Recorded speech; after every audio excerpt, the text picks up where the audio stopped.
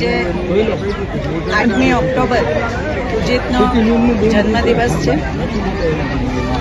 જ્યારથી ટ્રસ્ટની સ્થાપના થઈ છે ત્યારથી 8મી ઓક્ટોબર અમે બાળ સંગમ તરીકે ઉજવીએ છીએ. હૃદયસ્થ વિજયને યાદ કરીને આ કાર્યક્રમ આજે એમની ગેરહાજરીમાં ઉજવાઈ રહ્યો છે.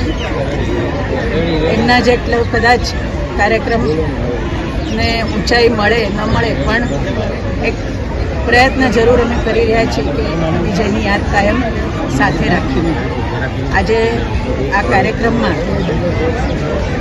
રાષ્ટ્રીય સ્વયંસેવક સંઘના માનનીય સર કાર્યવાહજી માનનીય દત્તાત્રેયજી ઉદ્ઘાટક તરીકે અમને અહીંયા એમની વિશેષ ઉપસ્થિતિ છે.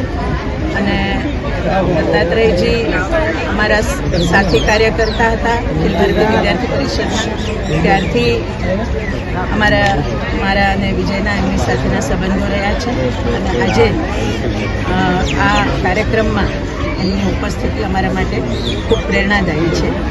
આજે આ કાર્યક્રમ 8મી ઓક્ટોબરનો બાલ સંગમનો કાર્યક્રમ બધા જ છોકરાઓ ખૂબ સારી રીતે માણે એવી ખાસ શુભેચ્છા આજે હું પાઠવું છું. અંજલિબેન, બાળકોમાં કેટલો ઉત્સાહ જોવા મળે છે? આપ જોઈ રહ્યા છો, બાળકો થનગનતા હોય છે આ કાર્યક્રમ માટે, આ બધી રાઇડ્સ માણવા માટે. અને સાથે સાથે એમને ભાવતા ભોજન પણ અહીંયા મળે છે. એટલે બાળકો ખૂબ ઉત્સાહમાં હોય છે અને આપ જોઈ શકો છો. આગળ પ્રકલ્પને વધારવા માટે ખાસ તો જે આ વટવૃક્ષ બનેલું જ છે, પણ આને આગળ વધારવા માટે કોઈ આપણું આયોજન થતું હોય?